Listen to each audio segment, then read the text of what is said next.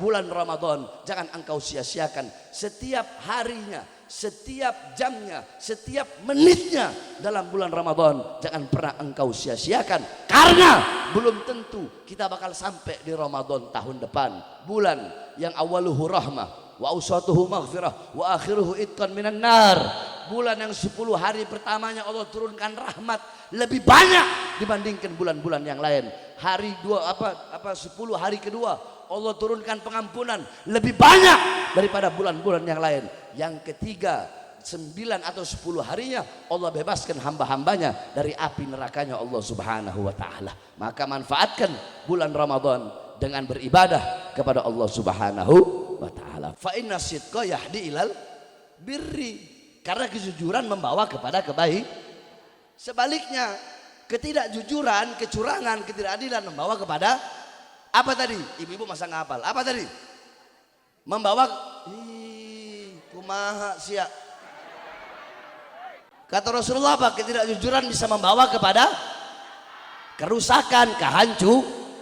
Berarti siapapun presidennya, mau Anies kek, mau Prabowo kek, mau Ganjar yang jadi presiden, kalau mereka menang dari hasil kecurangan, dari hasil ketidakjujuran, maka mereka akan membawa Indonesia menuju kepada kerusakan dan kehancuran segala-galanya.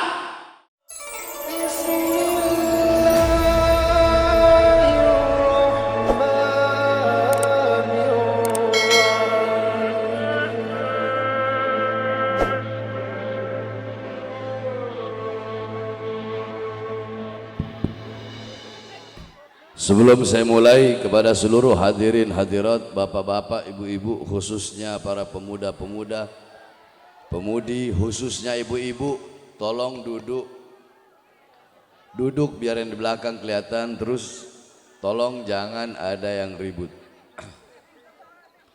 Sebelumnya saya mohon maaf karena tadi saya dari bandara habis ceramah di Surabaya kemarin, dari bandara langsung ceramah di Gunung Julang tadi. Dari Gunung Julang langsung ke sini, dari sini ada acara lagi di daerah Tenjo. Jadi saya nggak bisa lama. Ya, dari Surabaya tadi nyampe bandara jam berapa? Jam 9 atau jam 10 tadi. Setengah 10 ya, sampai bandara. Ya, makanya saya mohon maaf kalau pakaiannya begini karena nggak sempat ganti baju.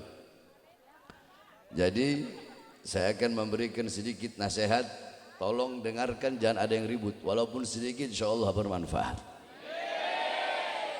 Ini jamaah di sini luar biasa ini. Udah jam berapa nih? Jam 2 tapi masih tetap setia, luar biasa. Dulu terakhir saya ceramah di daerah sini itu tahun 2011 ya. Di sana tuh di haji siapa itu? Di mana? Ya terakhir. Ini yang kedua kalinya ini. Masih satu desa. Beda desa. Terus saya mau tanya, ini lurahnya hadir nggak lurah? Oh ini Pak Lurahnya. Oh bagus. Camat nggak ya? Pak Lurah. Ya. Tadi saya dari bawah naik ke atas jalan rusak.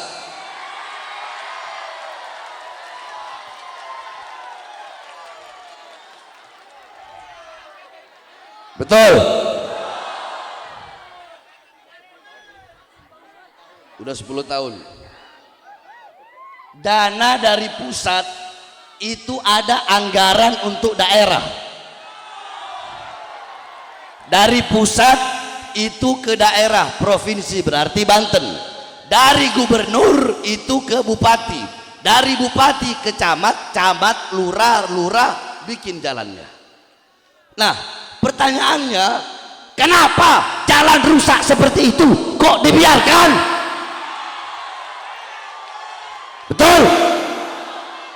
Lurah, camat, bupati, wali kota, gubernur, presiden, kalian dipilih oleh rakyat. Kalian pelayan rakyat, pelayan masyarakat. Kenapa kalian biarkan jalanan rusak, menyengsarakan rakyat? Betul? Jadi Pak Lurah saya amanat ya. Bilang ke camat, kalau dalam waktu dekat itu jalanan nggak dibangun, saya Bahar bin Smith, saya akan ajak masyarakat ini, kita sama-sama datang ke kecamatan, saudara-saudara. Betul? Saya tanya, Pak Lurah siap sampaikan ke camat? Siap. Saya mewakili rakyat yang ada di sini, betul? Ini suara rakyat, suara masyarakat. Bangun itu jalan. Kalau itu jalan nggak dibangun, kasih tahu saya pimpin, kita datang sama-sama, saudara-saudara. Betul? Betul? Ini lurahnya kelihatannya Masya Allah, cuma atasan-atasannya ini. Betul? Jadi bilang ke camat, camat bilang ke bupati, Bahar bin Smith nggak bakal nelan ludah sendiri. Kalau saya udah ngomong saya bakal pimpin, saya bakal pimpin. Lihat nanti ya, kalian ngomong ke saya, panitia, kalau jalanan masih rusak, tokoh-tokoh masyarakat ya, datang ke pesantren bilang, Beb, jalanannya masih rusak. Saya datang, kumpulin masyarakat, kita bareng-bareng datang. Kalau perlu ke kantor bupati ya, saudara-saudara. Betul? Betul? Siap lawan ketidakadilan, siap lawan kesewenang-wenangan. Itu uang kalian apakan, betul? Uang rakyat kalian makan, kurang ajar, biadab kalian. Mentang-mentang lurah RT, mentang-mentang RT RW, lurah, camat, bupati, wali kota, gubernur, menteri, presiden, kapolri, panglima TNI, terus mau semena-mena sama rakyat. Pangkat dan jabatan kalian dari kami rakyat. Kalian mau presiden kek, mau kapolri kek, mau panglima TNI, mau anggota dewan, jangan semena-mena kepada rakyat, karena di atas kalian ada kami, bangsa dan rakyat Indonesia, saudara. Betul? Rakyat di atas segala-galanya, betul? Rakyat adalah ibu kandungnya presiden, rakyat adalah ibu kandungnya kapolri, rakyat adalah ibu kandungnya panglima TNI, saudara-saudara. Betul? Betul? Panglima tertinggi adalah kita, rakyat Indonesia. Makanya jangan bangga sama pangkat jabatan tahta kekuasaan kalian. Di atas kalian ada Allah Subhanahu wa taala. Kalian tahu Khalifah Umar, diam, saya nggak lama diam. Khalifah Umar berkata, celakalah Umar waktu beliau jadi khalifah. Celakalah Umar kalau ada jalanan yang bolong, kemudian ada seekor onta atau keledai yang jatuh akibat jalanan yang bolong tersebut. Itu baru pemimpin. Ini jalanan saya lambung sampai pindah ke kanan, pindah ke kiri, pindah ke kanan, pindah ke kiri. Saya bukan masalah itunya. Kalau dakwah saya udah biasa, saya ceramah di Papua, saya ceramah di Kalteng, itu naik sungainya cuma segini penuh buaya, saya naik ke Lotok. Saya ceramah di Papua, masuk pedalaman jalan kaki itu udah biasa. Ini masih nggak ada apa-apanya ini. Tapi yang saya sayangkan, kok bisa lurah, camat, bupatinya membiarkan jalan seperti itu, sedangkan ada anggaran dari pusat, betul? Betul? Ini belum apa-apa saya udah ngegas saja. Saudara-saudara, saya tidak lama. Kita duduk di majelis pada malam hari ini dalam rangka khitan, betul? Khitanannya siapa?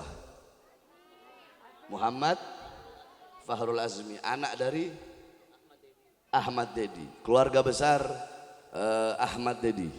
Ya, yang saya cinta, yang saya muliakan, para alim ulama, para ustadz, para kiai, para habaib, para tokoh di sini ada Habib Agil Al-Habsyi, ada Habib Hussein Al-Attas, ada para kiai-kiai, para ustadz, para sesepuh, para tokoh masyarakat, segenap aparat pemerintah, dan yang terlebih-lebih yang saya cinta, yang saya muliakan, bapak-bapak, ibu-ibu sekalian yang dimuliakan oleh Allah Subhanahu wa taala. Saudara-saudara, kita duduk pada malam hari ini dalam rangka khitan. Kita duduk di sini untuk mendoakan anak yang dikhitan agar menjadi anak yang soleh, agar menjadi anak yang alim, menjadi anak yang abid, zahid, menjadi anak yang bermanfaat, jadi anak yang bisa bawa kedua orang tuanya menuju surganya Allah. Terus Beb, khitan itu apa? Saya jelaskan sedikit saja tentang khitan. Saudara-saudara, dalam hadis Rasulullah SAW bersabda, ikuti saya semua. Bismillahirrahmanirrahim. Kita ngaji. Bismillahirrahmanirrahim. ikhtatana Ibrahim. Kurang keras, ikhtatana Ibrahim. Fahuwa ibnu thamanina sanatan waqtatana bil qadum. Nabi Allah Ibrahim alaihi salam dikhitan pada umur 80 tahun dan beliau dikhitan menggunakan kapak. Jadi yang pertama kali dikhitan itu adalah Nabi Ibrahim umur 80 tahun. Nah, adapun Nabi kita Nabi Muhammad SAW, ikuti saya. Wulida sallallahu alaihi wasallam makhulan makhtunan maktu asurroh. Nabi Muhammad sallallahu alaihi wasallam beliau lahir dalam keadaan bercela, dalam keadaan sudah dikhitan, dan dalam keadaan putus tali pusarnya. Nah, jadi kalau Nabi kita Muhammad beliau lahir itu sudah dikhitan, paham? Tapi isyarat tentang khitan itu sudah ada dari zaman Nabi Adam alaihi salam. Waktu Nabi Adam alaihi salam makan buah khuldi, Allah turunkan ke dunia, Nabi Allah Adam alaihi salam itu bernazar. Apa nazarnya? Ya Allah, jikalau engkau terima taubatku, maka aku akan memotong sebagian anggota tubuhku untuk aku korbankan untukmu ya Allah. Akhirnya ketika sampai di kota Mekah, Allah terima taubatnya. Allah berkata, wahai Adam, laksanakan nazarmu. Akhirnya apa? Allah memerintahkan Adam untuk memotong kulfahnya. Apa itu kulfah? Kulfah itu ujung kemaluan laki-laki yang biasa dikhitan. Paham? Jadi isyarat khitan udah ada di zaman Nabi ya. Yang pertama kali dikhitan Nabi Ibrahim.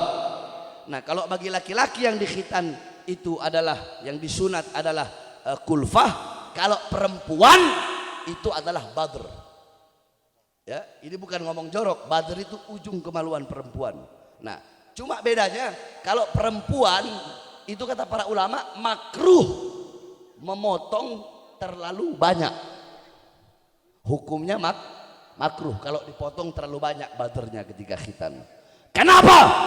Dikhawatirkan nafsunya berkurang. Lihat orang barat, orang bule, mereka sunat nggak perempuannya? Sunat nggak? Makanya mereka jangan heran nafsunya besar, syahwatnya besar, nggak puas sama laki sama perempuan, nggak puas sama perempuan, laki perempuan diembat, biseksual, nggak puas juga sama binatang. Kenapa? Karena mereka nggak dikhitan. Nah, paham? Nah, berarti khitan adalah ajaran Nabi Allah Ibrahim. Millata Ibrahima hanifa muslimau wa makana minal. Ajaran Nabi Ibrahim, ajaran yang lurus, ajaran yang selamat, ajaran Islam, ajaran yang dimana tidak menduakan Allah. Maka hikmah daripada khitan, didik anak-anak kalian dengan milah Nabi Ibrahim, pendidikannya Nabi Ibrahim alaihissalam. Seperti apa pendidikan Nabi Ibrahim? Dikatakan dalam kitab, Nabi Ibrahim menjadi kekasih Allah karena 3 perkara. Karena berapa? 3 perkara. Nabi Ibrahim itu gelarnya Khalilullah, kekasih Allah. Nah, salah satu dari 3 perkara tersebut apa? Nabi Ibrahim lebih taat kepada perintah Allah daripada perintah selain Allah subhanahu wa ta'ala. Lihat bagaimana ketika Allah memerintahkan Nabi Ibrahim, wahai Ibrahim, sembelih anakmu, korbankan anakmu untukku. Apakah Nabi Ibrahim bilang, ya Allah, kenapa kau suruh saya menyembelih anak saya? Ya Allah, saya selama bertahun-tahun gak punya anak, ini sekarang saya punya anak, lagi sayang-sayangnya, lagi cita-citanya, kenapa kau suruh saya sembelih? Apakah Nabi Ibrahim ngomong gitu? Enggak. Enggak ada kata A, B, C, D, enggak ada kata alif, ba, ta, sa. Allah perintahkan langsung. Nabi Ibrahim datang tanpa membantah perintah Allah. Langsung datang ke anaknya dan berkata, wahai anakku Ismail, Allah memerintahkanku untuk menyembelihmu. Seorang anak yang taat dan patuh kepada Allah nggak ada ngomong, ayah apakah tega kau ingin menyembelihku? Nggak ada Nabi Ismail ngomong begitu. Wahai ayah, aku anakmu, kenapa kau tega? Nggak ada Nabi Ismail ngomong begitu. Apa jawaban seorang anak yang taat kepada Allah? Jikalau memang itu perintah Allah, laksanakan tanpa ragu, wahai ayahku. Coba lihat bagaimana taatnya bapak dan anak kepada Allah Subhanahu wa taala. Ini sembelih, saudara, disembelih. Akhirnya apa? Tiba waktunya, tiba saatnya. Nabi Ismail berkata, wahai ayah, aku punya 3 permintaan sebelum engkau menyembelihku. Yang pertama, tolong tajamkan pisaumu agar ketika engkau menyembelihku, aku tidak terlalu merasakan rasa sakit ketika leherku disembelih. Yang kedua, tolong tutup matamu dan palingkan wajahmu dari wajahku. Jangan kau sembelih aku sambil melihat aku. Khawatirnya engkau akan merasa kasihan dan iba sehingga tidak jadi menyembelihku. Yang ketiga, tolong lepas pakaianku, jangan sampai terkena darah yang muncrat dari leherku.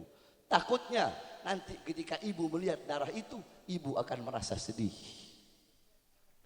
Ketika pisau tersebut sudah berada di leher, ingin disembelih, tiba-tiba Allah ganti dengan seekor domba yang berasal dari sorga, saudara-saudara. Lihat bagaimana ketaatan, kepatuhan Nabiullah Ibrahim dan Nabiullah Ismail kepada Allah Subhanahu wa taala. Jadi khitan milah Nabiullah Ibrahim, maka ajarkan kepada anak-anak kalian, didik anak-anak kalian untuk menjadi anak-anak yang taat, patuh dan tunduk kepada Allah.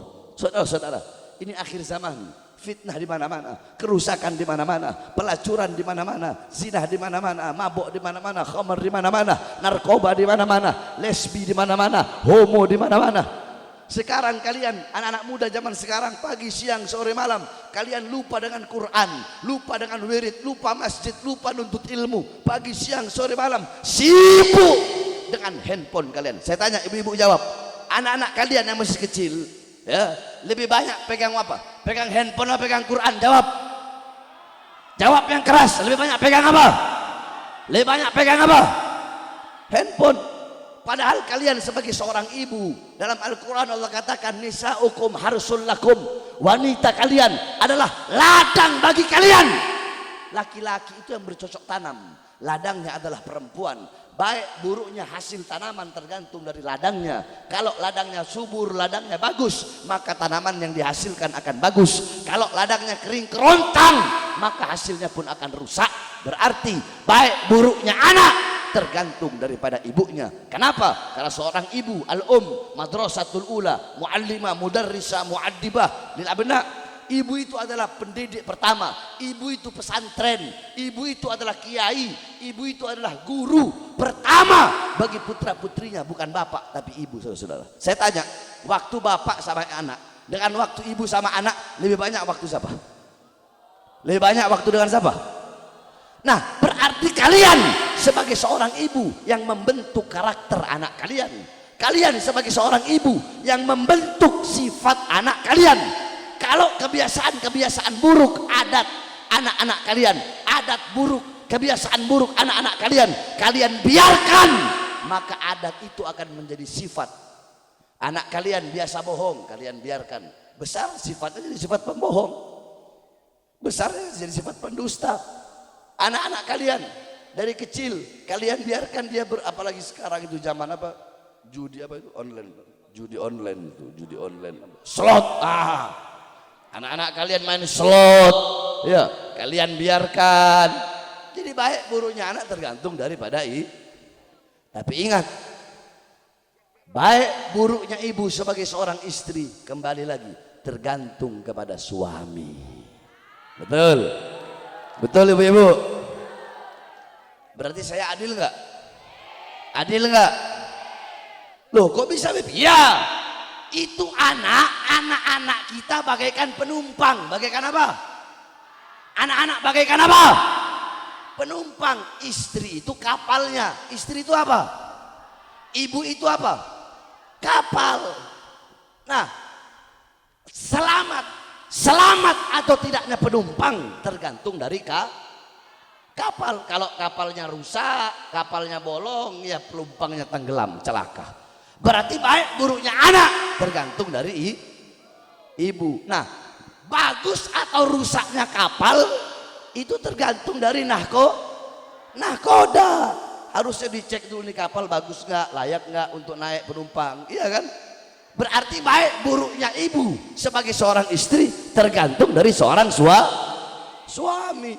Jangan suami ngarep nih, banyak suami sekarang ngarep, saya pengen punya istri seperti Sayyidatuna Khadijah, saya pengen punya istri seperti Sayyidatuna Aisyah. Kalau pengen punya istri seperti Sayyidatuna Khadijah, Sayyidatuna Aisyah, Sayyidatuna Hafsah, maka Sayyidatuna Aisyah, maka jadilah sosok Nabi Muhammad. Saya pengen punya istri seperti Siti Fatimah. Kalau pengen punya istri seperti Siti Fatimah, jadi sosok Imam Ali bin Abi Thalib. Saya pengen punya istri seperti Saya pengen punya istri seperti Asma binti Abi Bakar. Kalau pengen punya istri seperti Asma binti Abi Bakar, harus jadi sosok Zubair ibn Awam. Ini enggak, pengen punya istri seperti Sayyidah Khadijah, Sayyidah Aisyah, Ummu Salamah, Ummu Aiman, kemudian Siti Mutia, tapi kelakuan kayak Fir'aun, kelakuan kayak iblis, ya nggak bisa. Karena baik buruknya istri tergantung suami. Jadi semuanya kembali kepada kalian, betul?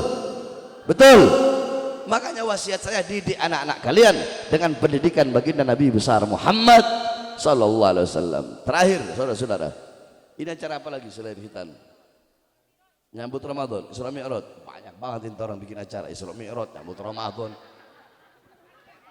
Sedikit tentang Ramadan. Beberapa hari lagi kita akan masuk bulan yang mulia, bulan yang agung. Syahrul Siyam, Syahrul Qiyam, Syahrul Quran, Syahrul Sujud, Syahrul Ibadah, Syahrul Istiqamah. Bulan yang penuh dengan kemuliaan, bulan yang penuh dengan keutamaan, bulan yang di dalamnya dilipat gandakan amal oleh Allah Subhanahu wa taala. Bulan yang dalamnya terdapat keutamaan yang tidak pernah Allah berikan kepada umat-umat terdahulu, bahkan nabi-nabi dan rasul terdahulu. Bulan yang dimana di bulan tersebut Allah turunkan cahaya bagi seluruh manusia. Allah turunkan nurul mubin wa dzikrul hakim wa siratul mustaqim. Allah turunkan cahaya yang nyata. Allah turunkan petunjuk bagi orang-orang yang tersesat. Allah turunkan cahaya ibarat orang-orang dalam kegelapan, maka itu adalah cahayanya. Ibarat orang-orang yang itu ibarat mata bagi orang-orang yang buta, ibarat telinga bagi orang-orang yang tuli, ibarat lidah bagi orang-orang yang bisu. Di bulan itu Allah turunkan petunjuk bagi seluruh manusia agar tidak tersesat, petunjuk bagi umat Islam agar tidak tersesat jikalau kalian berpegang teguh kepadanya. Apa? Yaitu Al-Quran. Dan bulan tersebut adalah bulan Ramadan. Maka untuk memasuki sebelum masuk bulan Ramadan, hendaknya kita tazkiyatun nafas, bersihkan jiwa kita, bersihkan hati kita, masuk bulan Ramadan dalam keadaan bersih sehingga keluar lebih bersih dari sebelumnya. Masuk Ramadan dalam keadaan baik, pulang setelah bulan Ramadan lebih baik dari sebelumnya. Masuk bulan Ramadan dalam keadaan suci, keluar bulan Ramadan masuk Syawal lebih suci daripada sebelumnya. Saudara-saudara, Ramadan adalah bulan peperangan. Loh, kok bisa, Beb? Ya, bulan peperangan. Rasulullah ketika pulang dari perang Badar, beliau berkata, raja'na min jihadil asghar ila jihadil akbar. Kita pulang dari perang yang kecil menuju perang yang besar. Apa itu? Kata sahabat Rasulullah, bagaimana mungkin ini perang kecil, bagaimana mungkin ini musuh kecil, kita 313 lawan mereka ribuan, ini perang yang besar. Kata Rasulullah, tidak, ada perang yang lebih besar, ada musuh yang lebih besar. Apa perang yang lebih besar? Perang yang lebih besar itu berperang melawan syahwat, berperang melawan hawa nafsu, berperang dengan musuh yang adanya dalam dirimu sendiri. Kalau iblis bukan ada dalam dirimu, kalau orang kafir harbi bukan ada dalam dirimu, musuh terbesar bukan kafir harbi, bukan munafik, bukan iblis, bukan fasik, bukan fajir. Musuh terbesar adalah hawa nafsu, syahwat yang ada di dalam dirimu, saudara-saudara. Oleh karenanya berperang, lawan kau punya hawa nafsu. Tuba liman kana agluhu amira wa hawahu asira, fawailan liman kana agluhu asira wa hawahu amira. Sungguh beruntung, sungguh berbahagia bagi orang-orang yang akalnya menjadi raja dan nafsunya menjadi budak, dan sungguh celaka bagi orang-orang yang akalnya menjadi budak dan nafsunya menjadi raja. Saudara-saudara, kita manusia Allah ciptakan sempurna. Allah punya makhluk malaikat. Malaikat itu punya akal tapi nggak punya nafsu. Ayo saya tanya sekali lagi, biar kalian ini kita ngaji. Malaikat punya akal nggak punya? Malaikat punya apa? Yang keras punya apa? Nggak punya nafsu. Jadi wajar malaikat nggak bermaksiat, betul? Wajar malaikat nggak pernah membangkang perintah Allah, selalu taat, selalu patuh. Kenapa? Nggak punya nafsu. Sebaliknya, ada makhluk Allah namanya binatang. Binatang itu punya nafsu. Allah ciptakan nafsu, tapi nggak punya akal. Otak punya, akal nggak punya. Itu binatang itu. Makanya nggak usah heran, wajar kalau ada kambing makan rumput tetangga. Namanya kambing, binatang, nggak punya otak, betul? Betul. Kalau ada kucing masuk ke rumah kalian, terus nyolong, kalian punya ikan, nyolong lauknya kalian, biarin aja, wajar. Namanya kucing, namanya binatang, nggak punya akal, betul? Yang nggak wajar manusia, Allah kasih akal tapi nyolong, tapi ngerampok. Apalagi yang dirampok uang rakyat, uang bangsa, uang negara, itu lebih bangsat dari binatang, saudara-saudara. Bener nggak? Kalau binatang wajar nggak? Karena apa? Nggak punya. Nah, manusia punya akal, punya nafsu, tapi maling, koruptor, bangsat, biadab, nyolong uang rakyat. Kalau binatang bohongin kita, wajar nggak? Kenapa? Nggak punya. Nah, ini ada pejabat bohongi rakyat, nipu rakyat, berarti lebih bangsat dari binatang. Betul? Betul. Kalau binatang dia mau perhatikan nggak jalan yang rusak tadi? Ada binatang mau ngambil semen, ngaduk, dia perhatikan nggak? Enggak kan? Kenapa? Nggak punya. Nah, kalau ada RT, RW, lurah, camat, bupati, wali kota, gubernur, biarkan jalan rusak untuk masyarakat, berarti lebih bangsat dari binatang. Betul? Betul? Betul? Woi, jawab betul. Berarti intinya apa? Perhatikan. Ibu-ibu, intinya apa? Intinya perhatikan. Barang siapa, perhatikan kata-kata saya. Barang siapa yang akal menguasai nafsunya, akal menjadi raja dan nafsunya menjadi budak, akal memperbudak nafsunya, akal menguasai nafsu sehingga dia tidak berbuat dosa, tidak berbuat maksiat, dia taat, dia patuh kepada Allah. Kedudukan itu orang lebih mulia dari malaikat. Paham? Kenapa? Malaikat wajar nggak maksiat karena nggak punya nafsu. Tapi kalau manusia nggak maksiat bisa nahan nafsu, berarti dia lebih mulia dari malaikat. Sebaliknya, kalau ada manusia nafsunya yang jadi raja, nafsu yang kuasai akalnya, nafsu yang menguasai hatinya, nafsu menguasai badannya, sehingga mendorong dia berbuat dosa, berbuat maksiat, berarti kedudukan itu orang lebih rendah dan lebih hina daripada binatang, saudara-saudara. Betul? Betul? Paham? Nah, bulan Ramadan adalah bulan kita berperang melawan hawa nafsu, berperang melawan syahwat. Bulan kita melatih kesabaran. Annas syahwata tusayyirul muluka abida, was-sabra yusayyirul abida muluka. Hawa nafsu syahwat bisa menjadikan raja menjadi budak, sedangkan kesabaran bisa menjadikan budak menjadi raja. Alam taro Yusuf wa Zulaikha. Tidak pernahkah kalian bapak ibu-ibu mendengar kisah Yusuf dan Zulaikha? Zulaikha seorang putri kaya raya, punya harta, cantik, tapi zahabat malaha wa jamalaha, hilang cantiknya, hilang kecantikannya sehingga dia buta, tua, renta, hilang habis hartanya. Kenapa? Karena syahwatnya kepada Nabiullah Yusuf alaihissalam. Sebaliknya, Nabi Yusuf dilempar sama apa saudaranya ke dalam sumur, beliau sabar. Diangkat dari sumur, diperjualbelikan jadi budak, beliau di penjara, beliau karena kesabaran beliau yang awalnya beliau budak menjadi Zulaiha yang awalnya raja karena syahwat menjadi budak. Jadi maksudnya apa? Maksudnya hawa nafsu syahwat yang awalnya kalian derajatnya tinggi bisa langsung turun derajat kalian. Yang awalnya sempurna bisa langsung rusak kalian. Sebaliknya kesabaran yang awalnya kalian buruk bisa jadi baik karena kesabaran. Yang awalnya kalian rusak bisa jadi sempurna karena kesabaran. Maka wasiat saya, bulan Ramadan jangan engkau sia-siakan. Setiap harinya, setiap jamnya, setiap menitnya dalam bulan Ramadan jangan pernah engkau sia-siakan, karena belum tentu kita bakal sampai di Ramadan tahun depan. Bulan yang awaluhu rahmah wa awsatuhu maghfirah wa akhiruhu itqan minan nar. Bulan yang 10 hari pertamanya Allah turunkan rahmat lebih banyak dibandingkan bulan-bulan yang lain. Hari 10 hari kedua Allah turunkan pengampunan lebih banyak daripada bulan-bulan yang lain. Yang ketiga 9 atau 10 harinya Allah bebaskan hamba-hambanya dari api nerakanya Allah subhanahu wa ta'ala. Maka manfaatkan bulan Ramadan dengan beribadah kepada Allah subhanahu wa ta'ala. Paham? Yang terakhir, ikuti saya semua, sama-sama kita baca hadis Nabi besar Muhammad sallallahu alaihi wasallam. Yang keras ya, siap ngaji? Siap ngaji? Siap ngaji?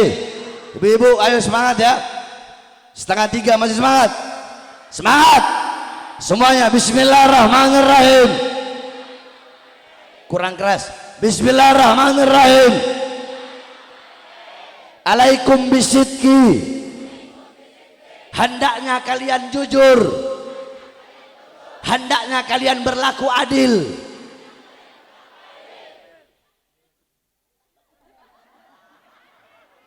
Fa inna sidqa, karena sesungguhnya kejujuran itu, karena sesungguhnya keadilan itu, yahdi ilal birri, membawa kepada kebaikan. Fa innal birra, dan sesungguhnya kebaikan itu, yahdi ilal jannah, membawa kepada surga. Wa iyyakum wal kadhib, dan janganlah kalian berdusta, berlaku dusta, berlaku bohong, berkata bohong, hatinya bohong, berlaku tidak adil, berlaku curang.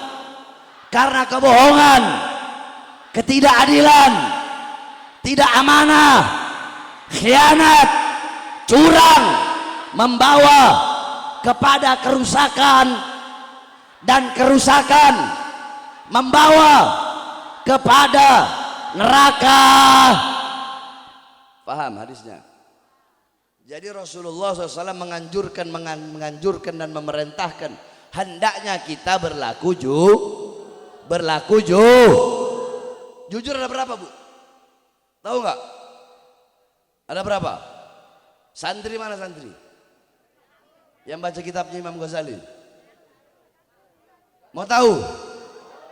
Nah, perhatikan, jujur itu ada 3. Sidik itu terbagi menjadi yang pertama sidqul galab. Yang pertama apa? Sidqul galab, jujur Saya kasih contoh kalau saya mau jelasin panjang. Jujur hati itu begini, contoh ada imam. Ya. Dia lihat makmumnya banyak.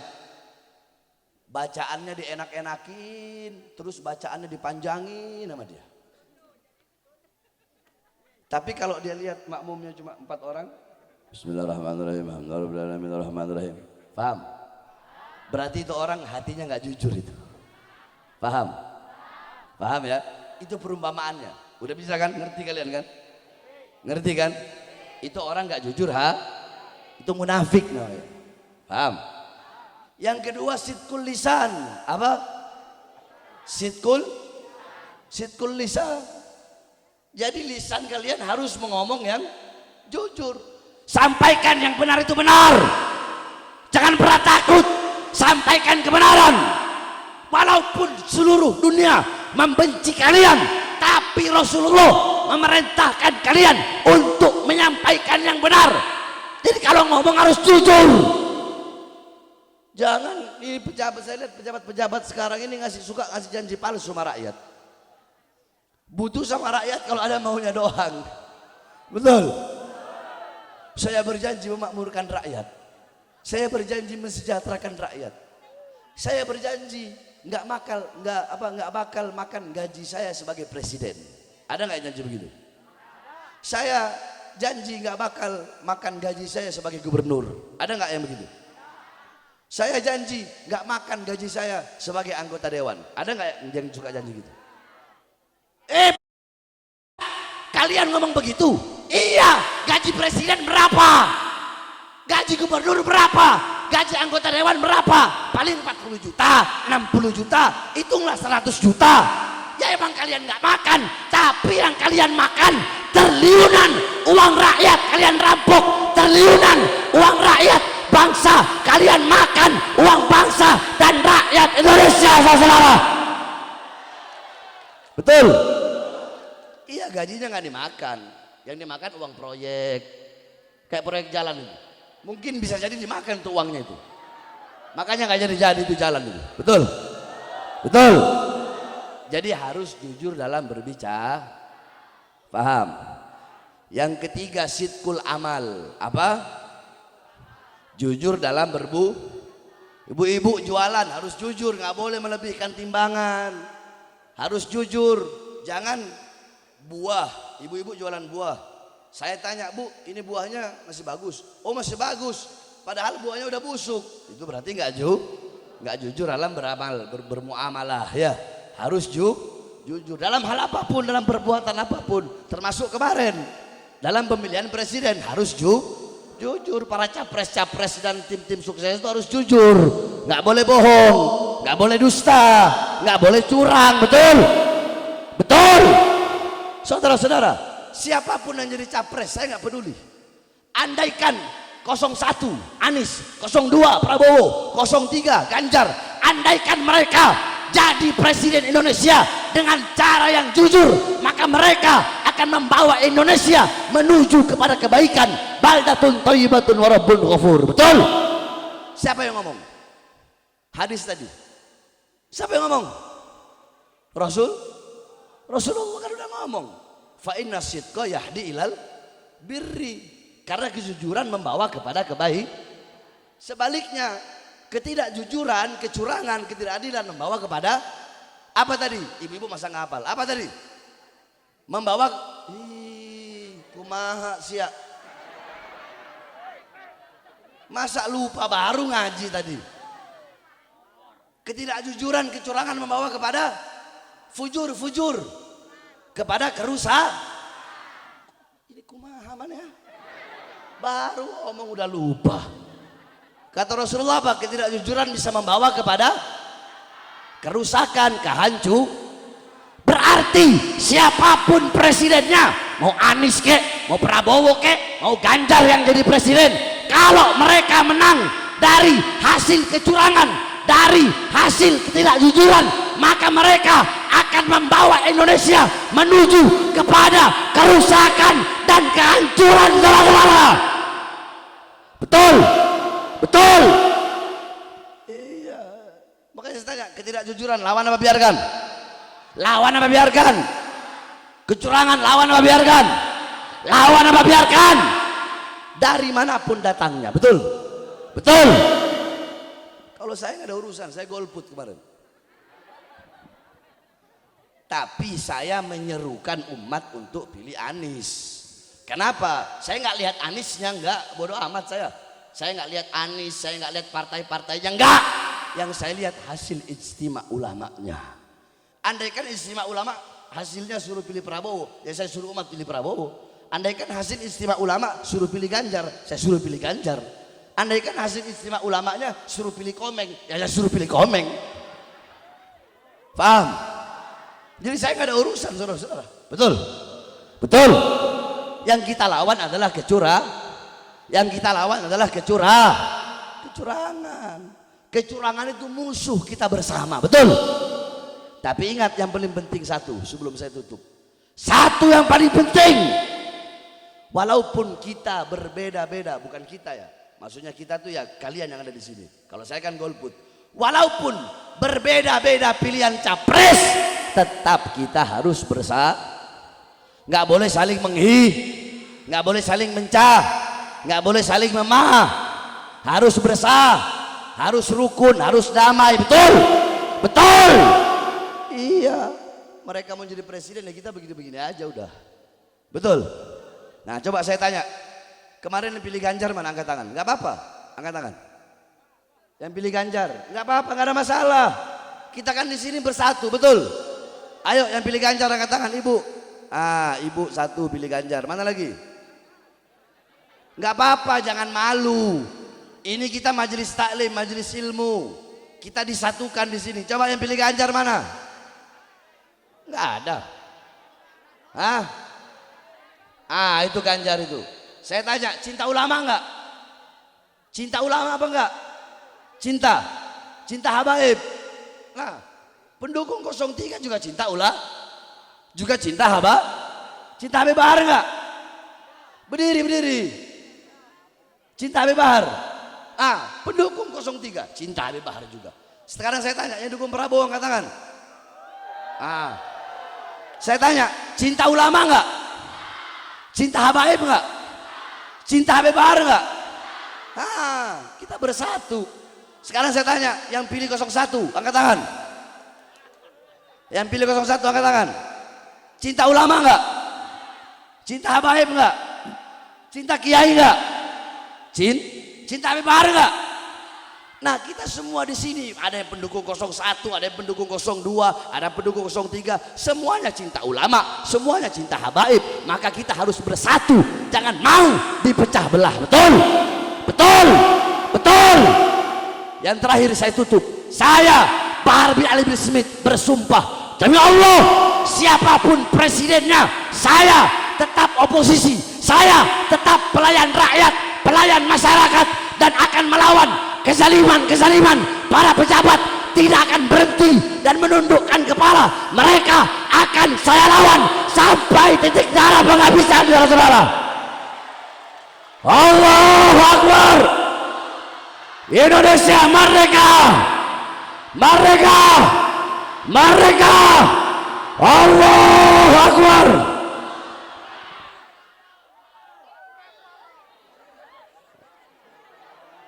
Ini baru semangat ini. Terakhir sebelum saya tutup.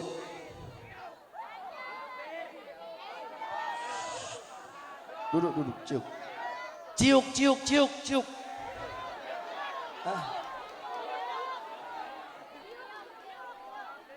Naon si anjing? Anak sering dengar anak-anak ngomong begitu, tapi anak nggak tahu artinya apa itu. Naon si anjing? Gitu. Apa naon si aing, apa naon si anjing begitu? Naon si anjing gitu. Ciuk, naon?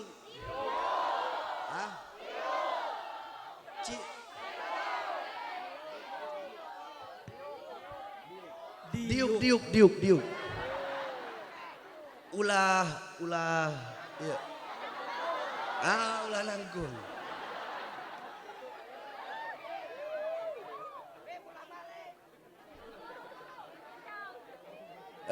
Perhatikan.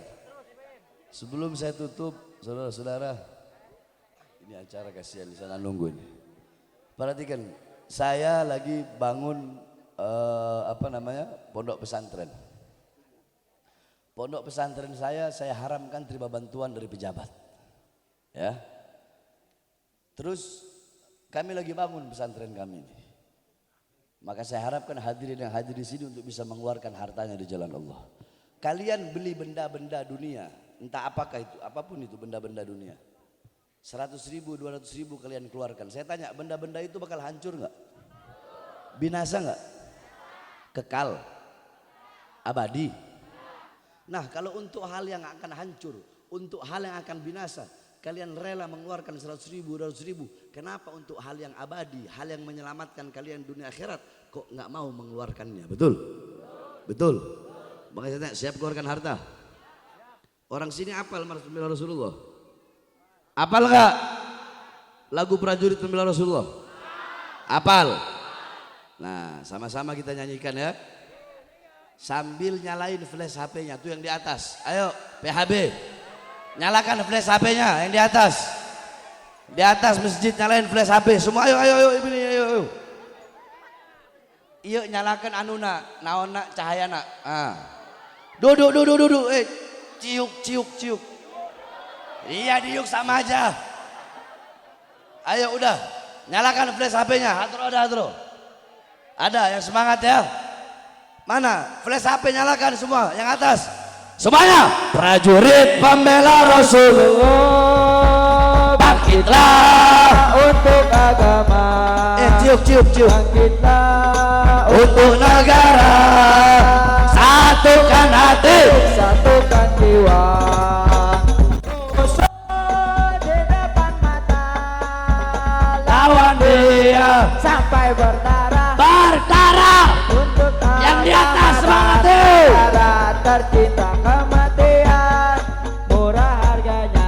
Maju Ayo terus maju. Habisi pengkhianat bangsa. kami berjanji Demi Allah, rela jasa demi agama. yang semangat pembela Rasulullah, Berjuanglah tanpa lelah, walau harus merangkak yang di dengan atas mata semangat ayo mundur, walau satu langkah. yang di atas Takkan mundur, walau satu langkah. sekali lagi prajurit pembela Bela Rasulullah, ayo yang semangat Neng. bangkitlah untuk agama, bangkitlah untuk negara, satukan hati, satukan jiwa. yang semangat Musuh di depan mata, lawan nyalakan dia flashnya berdarah berdarah untuk agama dan negara, tercinta kematian, murah harganya. maju Maju, ayo terus maju. Angkat tangannya.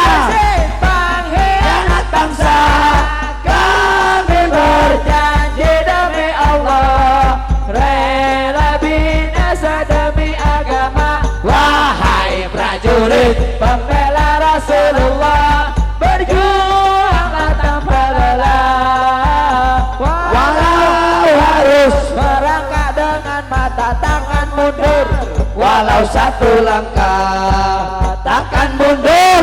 walau satu langkah. Ayo berdiri prajurit Pembela Rasulullah yang semangat, bangkitlah untuk angkat tangannya, bangkitlah yang di atas, untuk negara, satukan hati, satukan jiwa.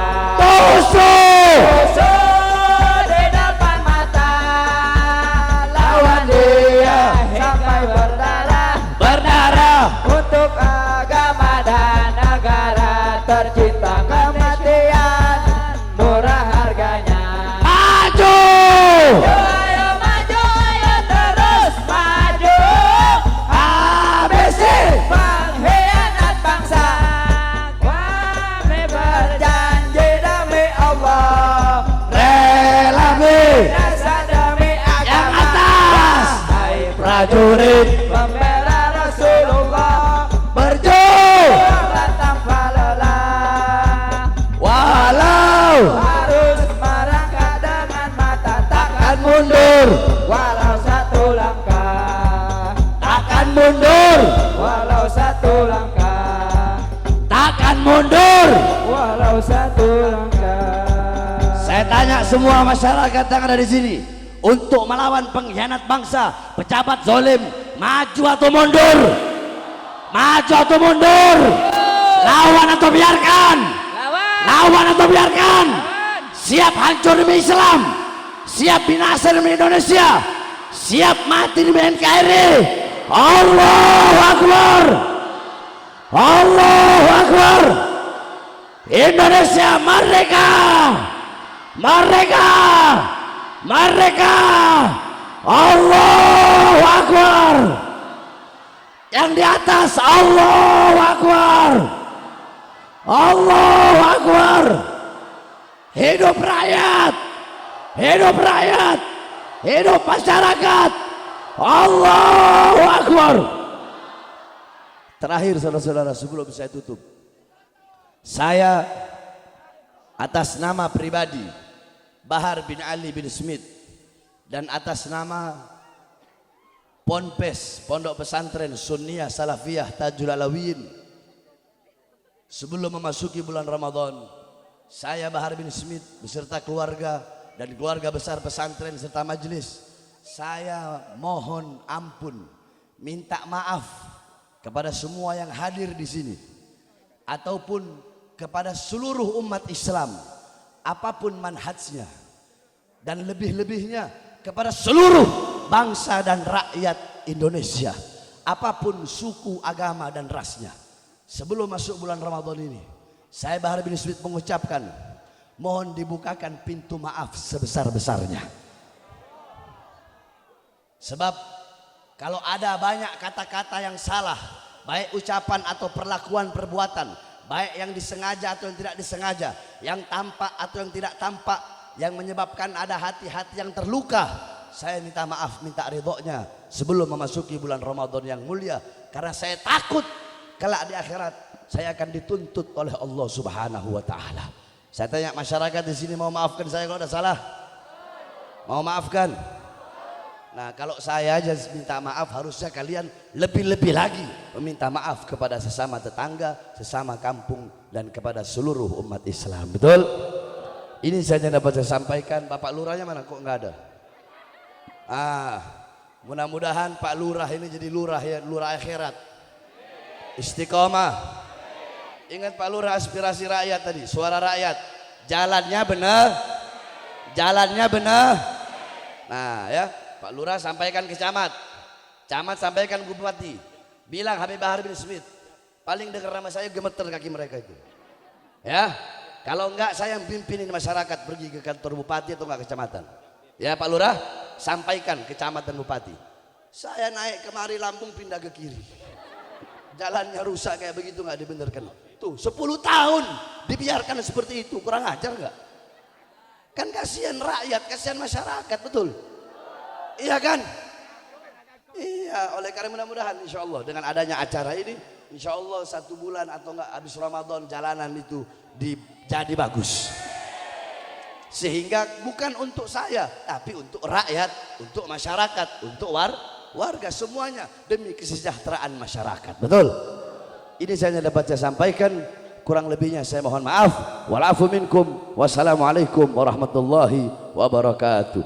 Syailillah ya Ramadan, Syailillah ya Ramadan, Syailillah ya Ramadan, bil qabul wal ghufran. Syailillah ya Ramadan, Syailillah ya Ramadan, Syailillah ya Ramadan, bil qabul wal ghufran. Ya Hannan ya Mannan ya Qadim al ihsan, bahri judik malyan, yudalana bil ghufran.